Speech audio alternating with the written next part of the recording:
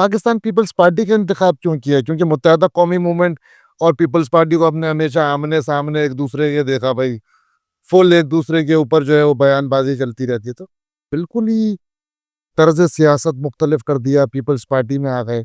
कैसा सफ़र चला? लेकिन मेरा पीपल्स पार्टी। मैं जो ना मेरी एक मेरे में एक आदत है, मैं जिसको छोड़ता हूँ ना, उसकी तरफ वापस ले जाता हूँ। जिसको छोड़ दिया, छोड़ दिया। ब्रेकअप। बिल्कुल ब्रेकअप। तो जब मेरा एमक्यूएम से ब्रेकअप हुआ, एमक्यूएम से, हुँ, तो मैं गलती कर बैठा, दिल गलती कर बैठता है ना, तो मैं भी कर बैठा। तो मैं आ गया कुछ लोगों के साथ। हुँ, जब वहां पर मैंने कहा नहीं चलेगी, इधर से भी ब्रेकअप चाहिए, तो शुक्र है जल्दी ब्रेकअप हो गया इधर। हुँ।